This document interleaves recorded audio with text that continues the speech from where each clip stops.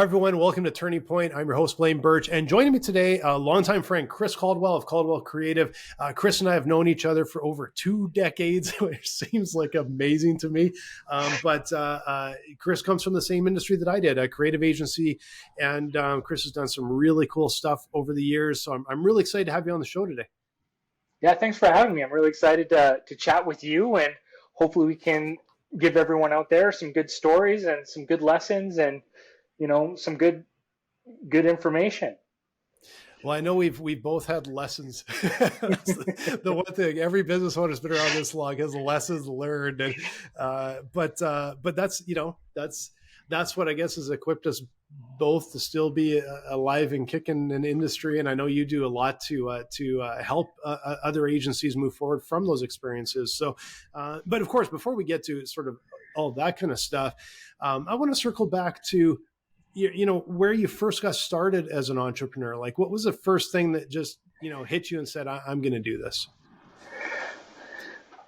It was a period very early in my career. I was really motivated. I always sought out new technologies, new opportunities, and to apply that towards solving problems for people. And in the creative space, that meant designing beautiful products, beautiful experiences, helping them bring their websites online and bring a presence onto the internet, helping people find their businesses, helping position their businesses. And so early in my career, when the industry kind of went through a period of layoffs, small companies were kind of going away and transitioning, took the opportunity to say, hey, let's try and do this for direct to customer. Let's help those businesses navigate the new marketing space, navigate the internet. And being a technically savvy young person at the time, I was in a great position with a great skill set to help them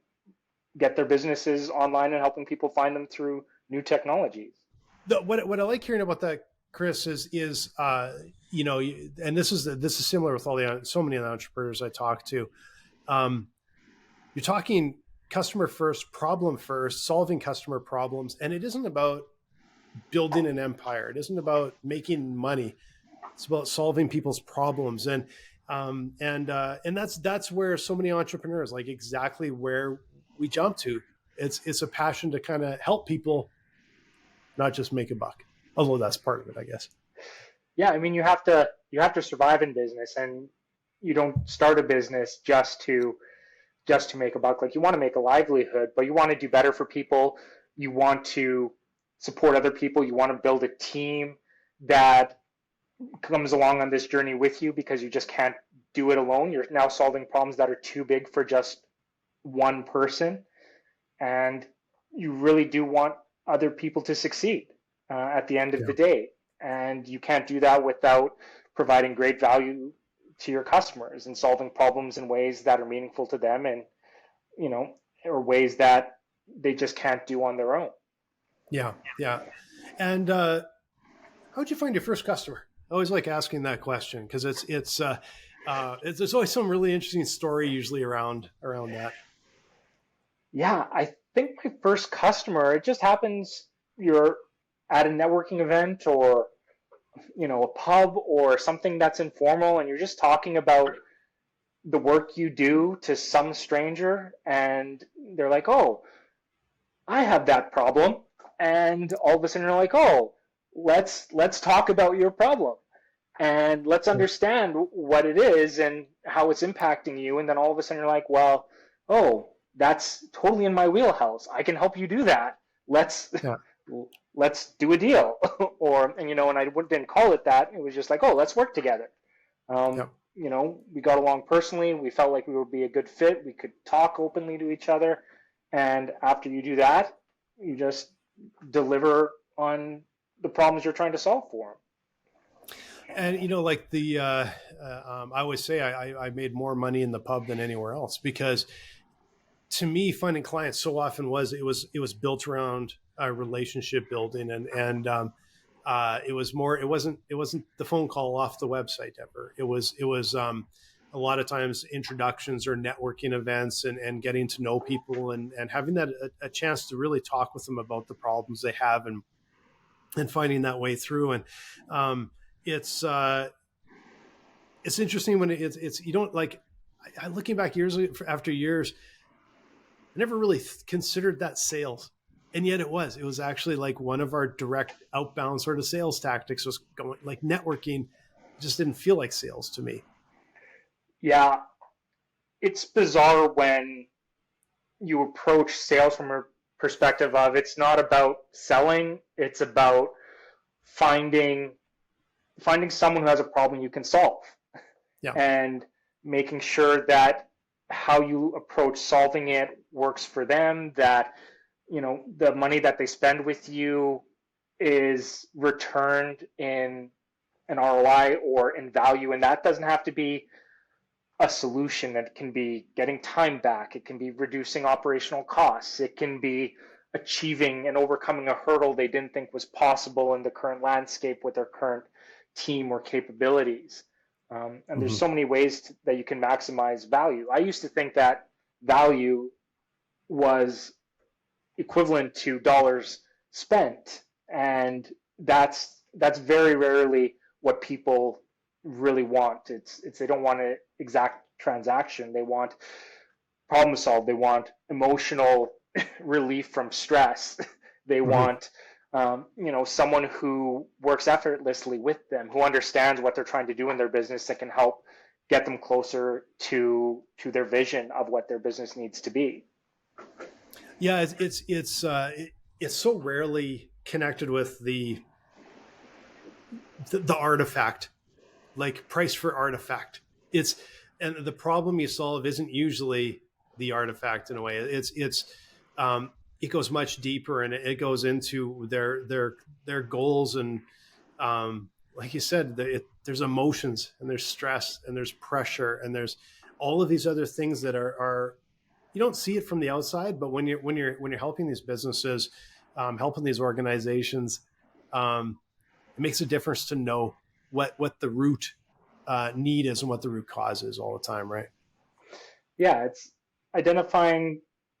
I like to think of businesses as systems, and they're complex. And when you start to realize that a lot of problems people are experiencing, they want immediate solutions. But oftentimes in the work that I do, we go in there and we look at all of these problems that people are experiencing, or not getting the results they want, or not achieving progress as fast as they want. And we start to realize that what they're looking at are symptoms rather than Mhm. the actual lever they need to be pulling to have all of these symptoms work themselves out much faster than they would if you just kept on addressing small problems.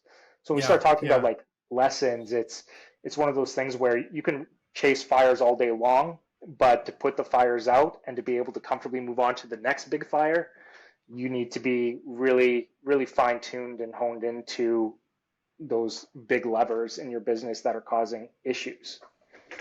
yeah. There's more to it. And I can think of so many different stories in business where um, the problem solved wasn't what the person asked for in the first place, right? They asked for A, but after you looked at the problem, you went, you need B. And it's and that's a big part of being a really effective sort of offering a true solution. Isn't just they ordered this; it's actually having that discovery, and truly understanding what their end goals are. I remember way back in the early days of doing mobile apps, and early on, that was what you would hear the most. You would People say, "Well, I want an app." Well, why do you want an app, right? And a lot of times they had really no reason. They just thought they needed one, and then they had an idea for one, and you'd be like, yeah, but what is this really supposed to do for you? And completely often disconnected with um, the end goal, whether it's of sales or educating the user, or whatever. And then it'd be like they just kind of followed the leader. They just copied an idea. We saw someone else have this, yeah, but that's not going to help your business. And those are the ones that don't last. They don't last. They're in the store for a month or two, and then they're gone, right? Yeah, I think it's really interesting because in my mind, value is created for people by people. And when you think of everyone that needs to get value out of the system, when it's like an app, they think it's going to solve a problem. And the solution they think is the app. But until you really clarify where that gap is and why an app is better than alternative approaches to solving that problem, you might not realize that you might blow months of runway, months of R&D, months of discovery, not get it out to market. And if you had just thought about the problem, considered alternate approaches, you could get there so much faster. I mean, we see this in the startup world. We want to be scrappy. We want to get to failure as quickly and as cost effectively as possible, learn from it, and then move on. No. And in some cases, when I've chatted with people and we talk about what's really going on and what they really need a thing to do for their business or for their team, sometimes it's as simple as, oh, you don't need an app.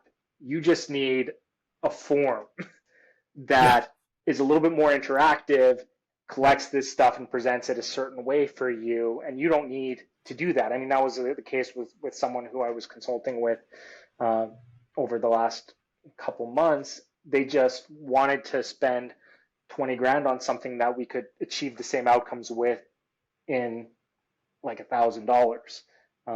Not necessarily an ideal fit for what I do, but when someone comes to us and they start asking about, can you solve this problem we have, you start to say, well, yes, we can do that, but we want to make sure that this is right for you and in your best interest and what's right for us in our business. And if it's not a great fit, or if we think you're wasting your money, we want to send you elsewhere, provide you with an alternate solution and kind of move on. And if it's exactly what we want to do and we think we can help you in a big way, that's when we want to actually move forward with a working agreement.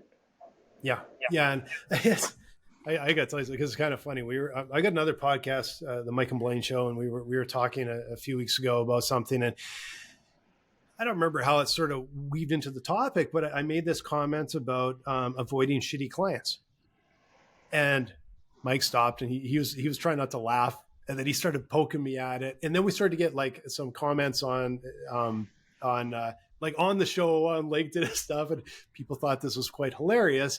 And to me, I'm like, man, if you've ever had a service business, you know what a shitty client is. And sometimes it's not that they're shitty people. It's not the right fit for you or for them. And sometimes they are kind of a dick, to be completely honest. That sometimes happens, right? But all of us that have been in the service industry, I think, know that when you have a bad client for whatever reason, it's a poor fitting client, it drags your business down. And when you have the right client where you can deliver a solution that just works and they're passionate about and they're great to work with, you build your business on that. And anyway, that's my personal thoughts. But what have you experienced over the years with finding that right fit? It's tough. I mean, we go through periods in the service industry, and especially a lot of people starting out with new businesses. It's a feast and famine cycle.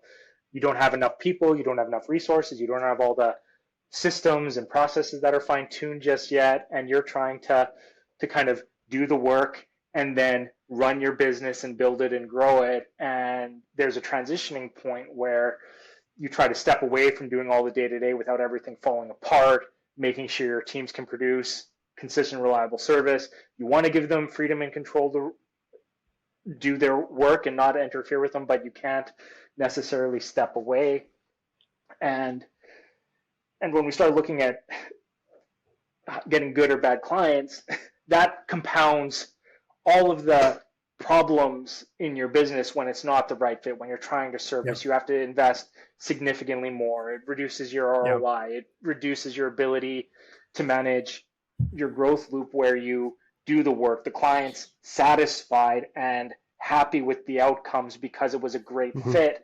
And now you can't actually really promote a lot of the work the way you'd like to because it wasn't the right thing for you or the client. It wasn't that perfect fit. But when you're starving for work, it is so tempting to say Yep. yes to bad things. And Yep. in my experience, that is usually one of the hardest periods for any founder when you know you just need to pay bills, you've got salaries to pay, you've got Yep. all of these things to do, and you know that if you don't, you might go out of business. Like Yep. that stress is and pain is there for you.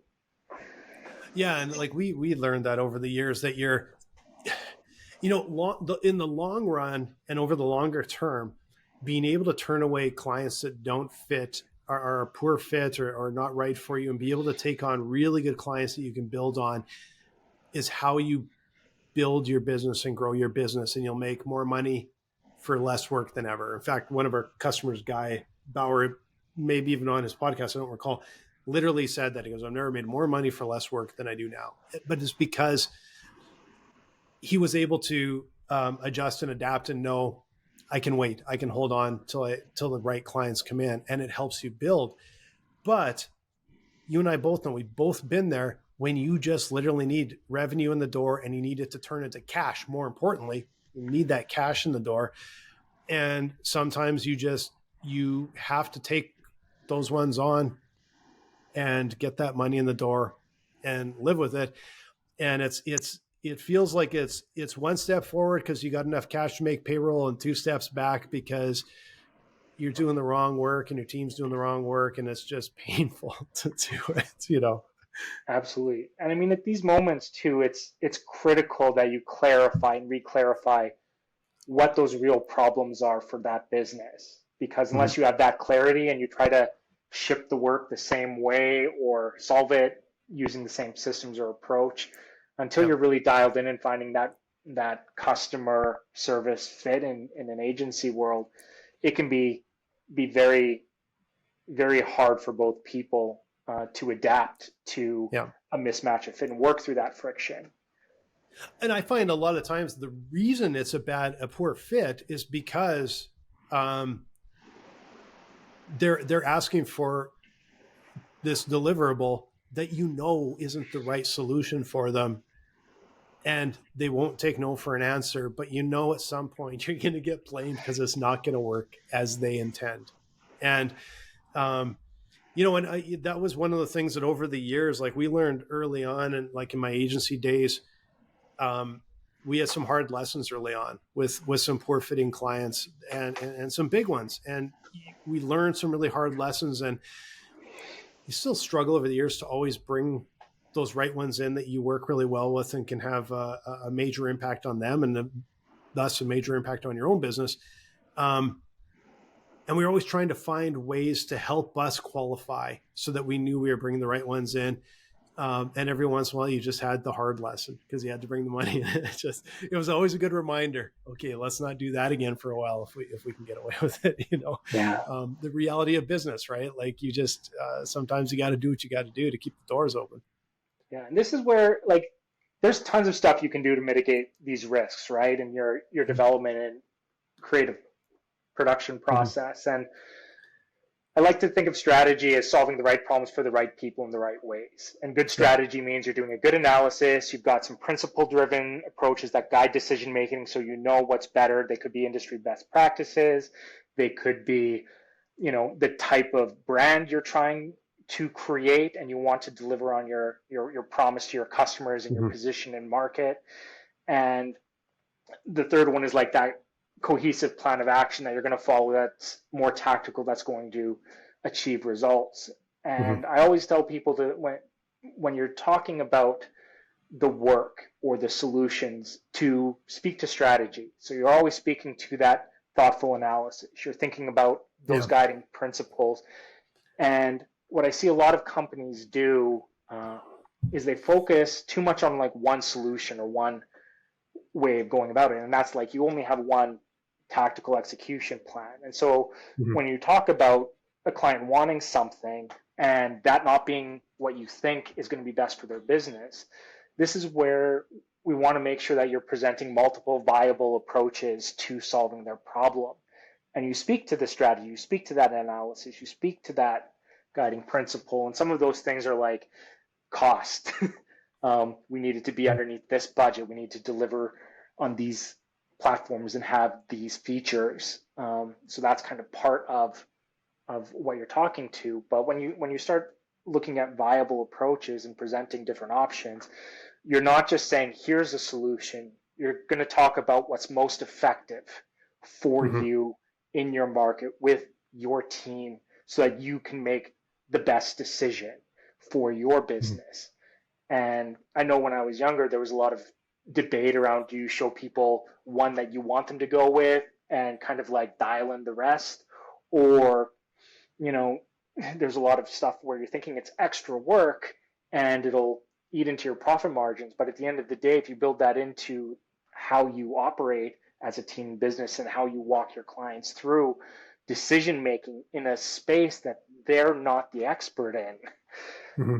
you can help them make the best decisions possible, and you can show them those trade-offs between solutions, Mm-hmm. and you can gauge that response and where they're thinking is what's right for your business. And then you can go through and iterate and slowly develop a solution that is going to deliver the outcomes that everyone is hoping for, your business, Yeah.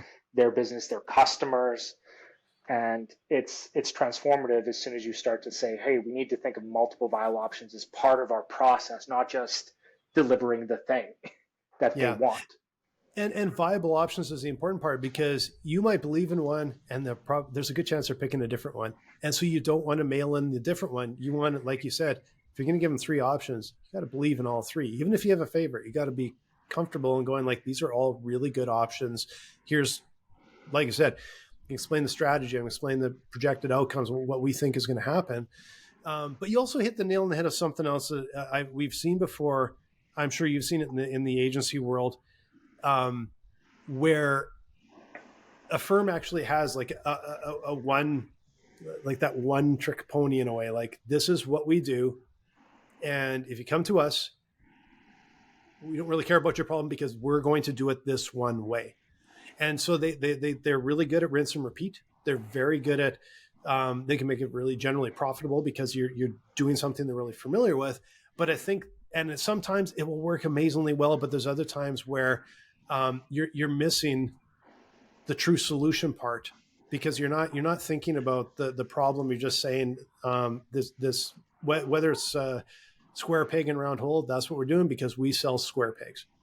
And I think that's a dangerous and a way to approach it, and a disservice to your clients. Absolutely. And if we start looking at long-term viability of your business, it's one thing to dial in on a solution and a process and that works in a given environment and situation and just hone it in. But if that's all your company ends up doing over the long run and you end up optimizing for that, then technology changes and you can't pivot. You're not staying up to date and your company becomes obsolete. And so this is a big part of leadership on teams and part of how you do your culture and team design and expectations with the people in your business to help you stay in business for longer. And that is, you can optimize over the long run, but you need to balance that kind of exploitation of the systems and process and optimization and use of the team with the ability to innovate, to make mistakes, to explore, to fail, to say, can we get a better solution if we try to develop some of these things on the side before we roll it out to mainstay clients or, as part of the broader team dynamic. And when you're really trying to maximize like the ROI of your teams, you need to be thinking both about that short-term survivability, servicing your client needs now, but also making sure you're in business and creating long-term value. Yeah. That, because you never know what's going to blindside you and all of a sudden, your business is completely disrupted. So my first business was website design and development with a little bit of internet marketing. And it was all bespoke at one point. It was all custom HTML, custom CSS, full creative freedoms. And then all of a sudden, the technology landscape changed and you are now building on WordPress. And there's so many site builders now that has solved a big industry problem. And if you love bespoke solutions and really custom high-end design work, those solutions weren't necessarily like as a craft person where you wanted to be as a craft person. But from a business perspective, you could now have insane service delivery. You could pass cost savings on to clients. It just changed what you needed to know and how you needed to work. Platform selection became much more important than, what, designing a custom solution from the ground up. It was working with these tools that were there that could give you shortcuts, save you time, and operate better. And for agencies, a big challenge is not cannibalizing your own profit margins when these efficiency solutions come along. When you're trading dollars for hours in the agency world, it is very difficult to maintain. If you bill hourly instead of on kind of project-based pricing, it's a very different look, and maintaining your profit margins is so challenging in the agency world with efficiency-driven practices. Yeah, and it's man, we could do an entire show just on pricing models, and like we used to always use a sort of hybrid of you'd base your quote. It has to be based on something concrete. So we would actually do a full analysis and quote on how much time, how much, what are cogs, everything, like what all did we need into this thing. And then we would go, okay, that's our baseline, but now we have to consider it from a value pricing perspective. And you couldn't just do value pricing, because if you don't know what it costs you to, you could end up burying yourself. But it was this combo. And I know there's sort of these two ends of the spectrum. There's this end of the spectrum where it's like this efficiency and you just go. And then there's the other side where it's almost all innovation sort of side, right? And I know there were times where my studio was, we weren't usually doing a lot of traditional websites. We did like kiosk where it was like you see them all the time now, but you got the screen and you got the giant touch screen, and you that was not at all common when we built our first one. And we were getting like, hey, I think these guys overseas have a touch screen we can use, trying to build this stuff. And what I found is, I still know it's a danger for agencies, is I call it self-imposed scope creep. And it's because you're just like, the team comes up, it'd be really cool. We could do this. And boy, it would put us on the map. And it would, and then of course, then we go way overboard and build something and put in all this extra time that we could, theoretically sell our expertise later on it. But then the next one would come in and we're doing a totally different set of innovation. And it felt like after a while, we became the team that could kind of build anything, but to our own detriment, right? Because it was always different and it never got those efficiencies in. So there's sort of two sides. You have to find that comfortable balance in the middle where you can be effective and profitable, but still innovative and driving, the services forward and driving your business forward. Yeah. That just brings to mind, like, instantly a story from my career just popped into my head. And I remember one period where we've been working with a heavy itemized estimation and scope definition. We figured out how long it was going to take us. And what ended up happening is the target delivery date ended up being so tight, we didn't actually have the amount of time to do the work to deliver the project. And we didn't want people working overtime. We didn't want to incur those costs as a business. And we still wanted to provide the value and solve the problems. And I worked with our project managers and our head of operations in order to, in a service-based world that's traditionally a little bit more waterfall, to bring an agile methodology into how we were delivering value to the customer. So we ended up having ideation sessions and working on a bunch of ideas, just like you would in the startup world. We think we could make bets in these spaces. We think these features could have value for you and your customers. And what we did is we would present all of these little micro solutions to a variety of problems that they were expressing after we talked to them. We looked at their kind of service delivery and how they work as an organization. And we said, we think these could be valuable solutions to these problems. Now, we can't do them all. And so we need you to help guide us into what is going to produce the ROI. And we will push back on you when it's going to break your budget, when it's going to break your timeline. And so we're really going to create a tool that is valuable for you. Mm-hmm. Along the way, we also realized that the original scope of work produced a solution that they already had, just in kind of a different package. And so we were able to not only deliver a better value outcome, we delivered something that integrated, that was new into their tool chain and pipeline, that allowed them to make better decisions cohesively with their existing landscape in their business. So when we start thinking about scope creep, there's really interesting ways, but they require some mindset shifts.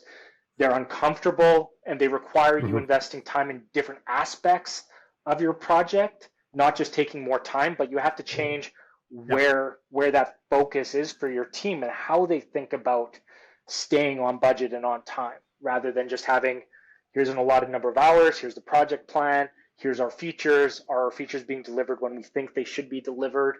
It's now a constant renegotiating of that value along the way. And what's great is that you control your margins, you control your timeline still, but every step of the way, you're maximizing the value for your customer. And that experience is a transformation in the agency world I wish more agencies would adopt. Well, and the one thing you said that I'm like, yeah, that's one of the keystones to making that work. And as a growing agency, if you haven't got to this point yet, do as soon as you can is, I remember a real fundamental shift in a lot of those sorts of things coming together for us is when we actually went from just having a bunch of creatives and developers to having a project manager in-house. That changed a lot for our business, because right from the planning stages and the quoting stages and all the way through to the execution stage, that project manager was literally, she was like the boss. Like she would boss me around all the time. But that's what kept us all on track. And you need that, because if you have a bunch of creators, you got the creatives and developers and everything else, and they're doing their thing. They always want to make it better. They always want to make it more innovative. They always, and that was the person that always brought the facts and the reality back to hit home and made sure we were on time and on budget. And the thing is the bigger the projects got, the more important it was, because, you lose 10% on a few $100,000. That's a lot of money you're losing, right? You lose 10% on 10. It's not as much, and so that is, I think for a service-based business, a very, very important hire at some point is to make sure you bring that person in that can just herd all the cats, bring you in and go, okay, here's where you go, and keep you on point. That's where you make your money a lot of times. Yeah, 100%. Like, you need your team to understand why that's so important, right? And this gets into like the design of your benefits and your compensation, and like some of the more bigger picture stuff that agency owners have to make decisions on, and how do they align things up so that they can actually have a team that will drive their business without them being in the weeds all day long, without them having to constantly jump in and micromanage and course correct and feel like they can't trust their people to make the right priority calls or decisions. And in my journey, when I was working with one agency in particular, as head of design, I ended up working with the project managers to figure out how can we keep our projects from falling off the rails before it's too late. A lot of the project world is you miss a deadline. How do we accelerate the work and get it back on track? What can we drop? What can we do? All this other stuff. But it's more milestone driven, and it's not really connected to agency profitability. You don't know what I've seen a lot of times are client delays and downtime. And that's just people think they have more time on projects, so they just keep investing doing the work and trying to push it forward and get ahead, rather than adhering to the estimates and saying, well, the client's paused. We're not going to be working where we don't have to, because that'll lead into project overruns. That'll lead into a bunch of other bad things where we're eroding our actual project profitability. And you don't want that as a business. And so I think what's really important when you start getting your teams to not just ship the work, which is usually what founders want, they want to offload stuff to their plate. The next level to that is getting your team to actually work on your business with you, so that you're not having to do all that work and just try to keep everyone fed, everyone working, everyone creating a buck. You want to remove your stress. You want to create that clarity, that autonomy, and that ownership in your team, so that they can solve your problems before they even become problems for you. And so if you've got like declining profitability, you want your team to be all over that before you have to say, what's going on here? They should know. They should understand what business health looks like. Is that, how much do you have in the bank to make sure that if you go through a dry spell, you've got enough runway to cover people's salary? Do your team know that that's part of what you're doing for them as how you run your business? Is there profit sharing for your team so that they care about running your business effectively? They know that they're in it with you. And do they know what you're actually working on? Do they understand the big challenges that the business is working towards fixing? Those, if you're looking at a chain link system, or a system, you're looking at finding that point where if you open it, it's going to improve the throughput of your business. And if you're not working on that limiting factor in your organization, improving the system elsewhere isn't actually going to improve the outcome of your business, because you've still got the same limiting factor. And so when you create that clarity for teams, when you create that clarity for yourself as a founder, you end up being able to let your team find the leverage points for you. They need to figure out what that looks like in their area of business, in their role, in their specialization with their teams. And when you create that type of focus, you end up removing so much of your stress as a leader, and you're able to focus more time in the areas you love. And, you feel like you're not in it by yourself. And that's what I found. Like, I've never been happier when there's been a real sense of working as a team, not just a bunch of people working together on a team. Yeah. And I think those are like what you described there. I was, especially in my agency days, was absolutely guilty of. It was this idea that I wanted to protect the team. I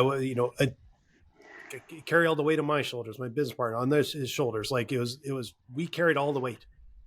And then, but what happened is then you would see these issues would pop up, and you realize, oh my God, they don't even know we're running a business here. Like, we have to, if we don't have, if we're not profitable, we're slowly dying, right? Like, and it was definitely like a bit of a lesson learned, especially from those early years where,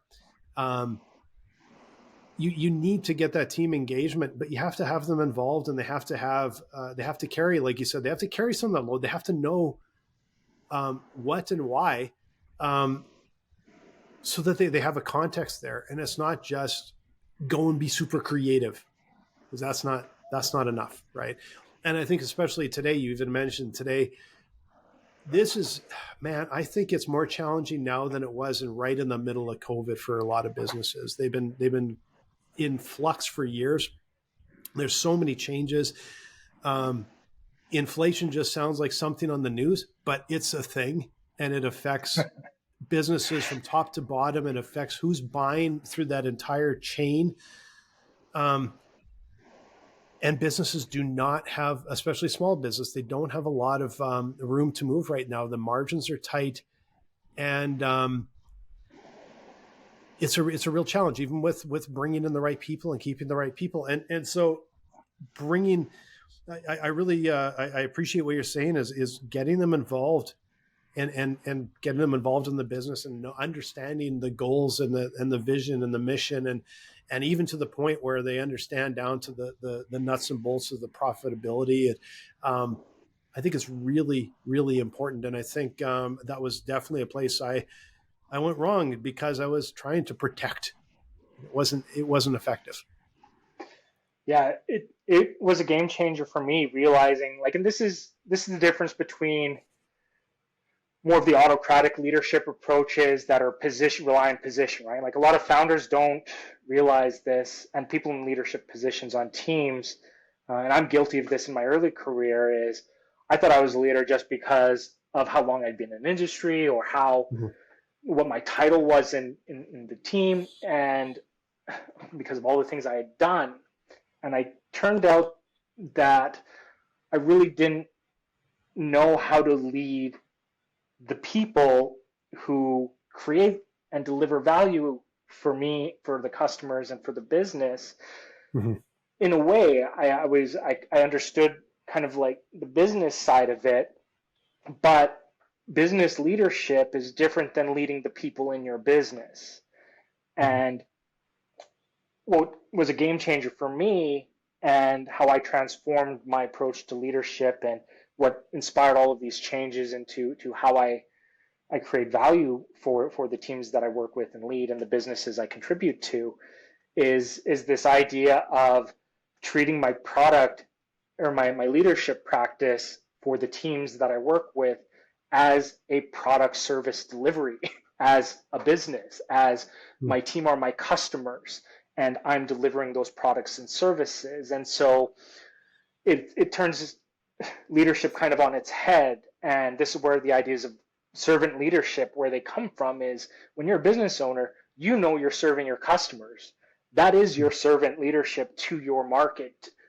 And you need to have just as much attention to the product and service delivery of your people in order to create the outcomes that you need for your business and to have your team really take that load off and solve those problems, not just for you, but in some cases with you or with each other. And at the end of the day, to create that picture of your business, you just need to understand what people are focusing on in a given moment in a given time frame, right? So what is the company working on over the year? And how does that translate into the day-to-day work? And when we start talking about team engagement, having people more motivated, when they get that picture and it's clear and everyone can articulate it and they see how they fit in and they understand why some suck today ladders up to that joy tomorrow for you and for them and for the teams and customers. Like, once you can get it to that stage, you never want to work a different way because it's much less stressful. You still have the problems, but your team is there to lift you up, support you, bring ideas, shore up your blind spots, challenge your thinking so you're making better decisions. You challenge theirs so they're making better decisions. And at the end of the day, it's coming from a human-centered design background. You know the value of getting people together and talking through problem spaces and solution spaces and really figuring out how to solve problems and make great decisions together as a collective rather than just a bunch of individual people working in silos without creating support. You don't want to fight for scarce resources. You want the team to collectively use those scarce resources to the greatest effect. Yeah. I'm gonna bug you for some information on that because it sounds really interesting. I understand and am familiar with parts of that, and I've tried to work parts of it into sort of my sort of style, I guess, or approach to leadership. And I don't think I'm doing the greatest job at times, especially when I feel like I'm under pressure. That's when I feel, and granted, this is sometimes what happens at a time of crisis. So at times you have to go, follow me over the hill.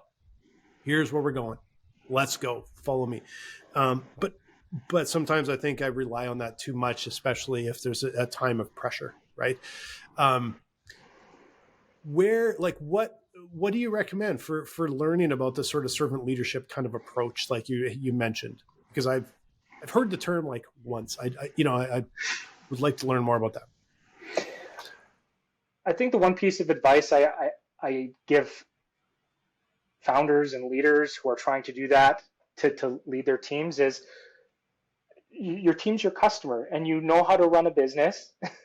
You know how to, listen to your customers, to understand their needs, to address their concerns, and you know how to take that information and turn around a product that creates value. You deliver that service, you follow up with them, and you validate that what you've done actually achieved the outcomes that you had intended and sought out to produce.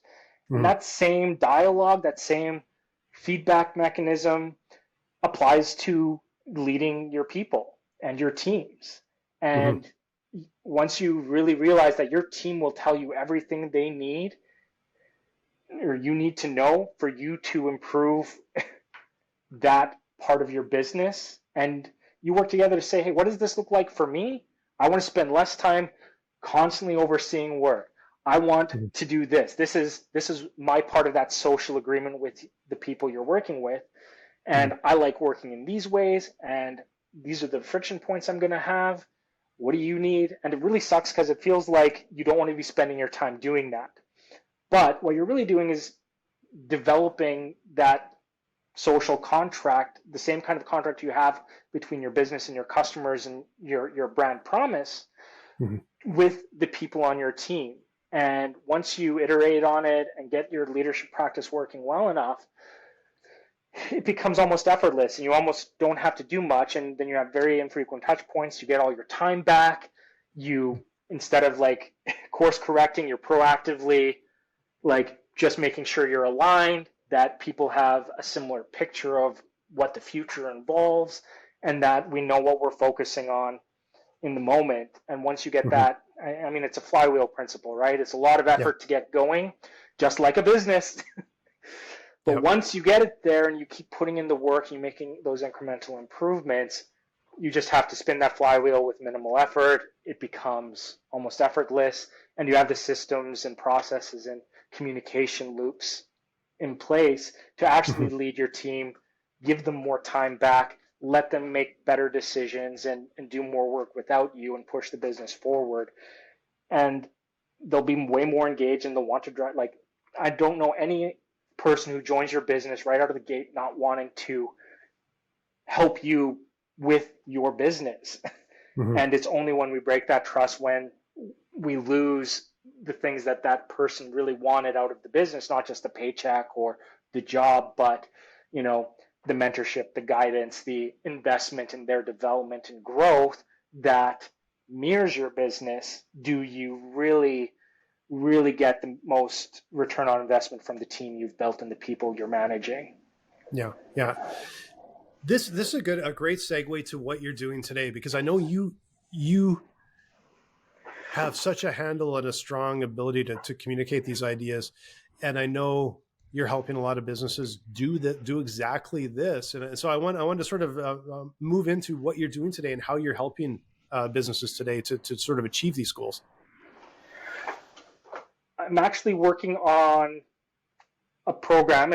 I call it focus management, where everything that we just talked about is what I come in and I help founders do for their teams and for themselves to get their business working better and operating better. I come in, I do vision work to help figure out where the founder wants to take the business.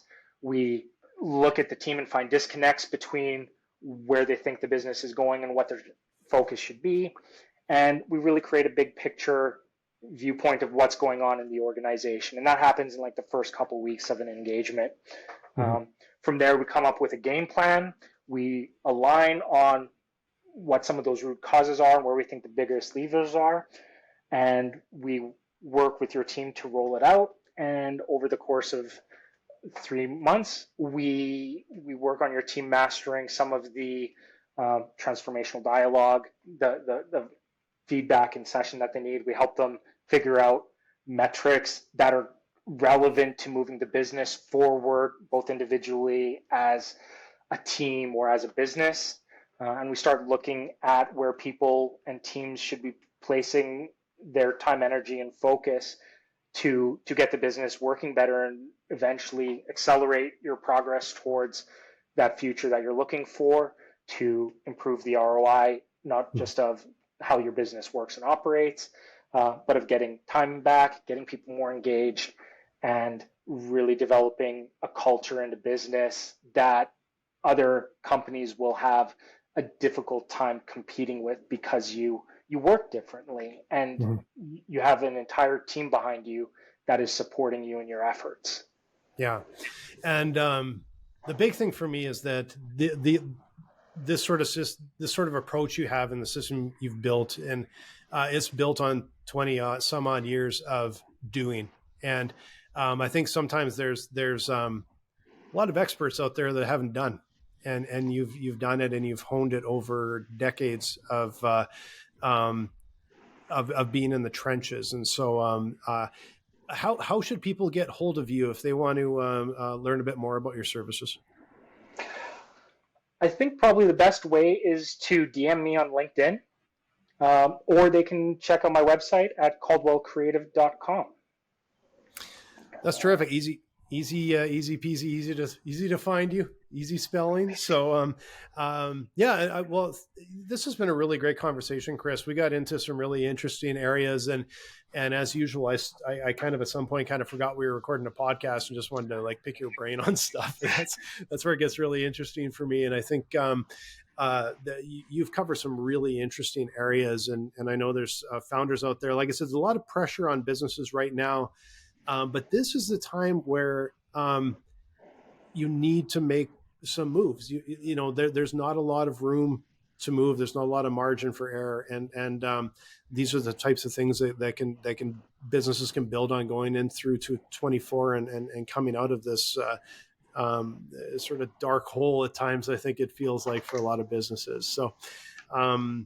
I want to thank you again for being on the show. It was terrific catching up, and I do want to say to everyone, again, I got to plug our company here, Dryrun, dryrun.com. If you are running a business, especially one that's $1 million plus, and you're trying to get a handle on, number one, your cash flow, where you sit, how long your cash is going to last, who owes you what. Number two, your revenue. And most of the companies we help have really lumpy sales cycles, which leads to really lumpy cash flow. We can help you see them ahead of time. And if you can see them, you can start to fix it. And if you can start to fix it, you're going to make a lot more money. And then finally, into pulling the levers, turning the dials to maximize that profit and refine your business. So that's what we do in Dryrun. Come and visit us at dryrun.com. We'd love to talk with you. Thanks again, Chris. Yeah. This has been awesome catching up. Yeah. Can I give your audience an offer or an invitation? Sure, for sure. For anyone who is a fan of Dryrun, uses the product, and listens to this podcast, I'd like to invite you to a session that's part of my program. I run a few of these a month, so slots are limited, but it's a vision gaps session where we work through what it is that you're trying to achieve, what's getting in the way, and in a half hour or 30 minutes of your time, we'll leave you with some insights about where you might want to put your focus to start making some changes in your business. That's terrific. I really appreciate that, Chris. That's something that, and that's a nice sort of bite-sized way to get a handle on some of this. And if you're a business owner out there, I would absolutely go talk with Chris, take him up on that, and get some real value out of that, and get an idea of where you may be able to go to really improve your business. So, thanks again, Chris. That's really terrific to know, and a real opportunity for the listeners out there.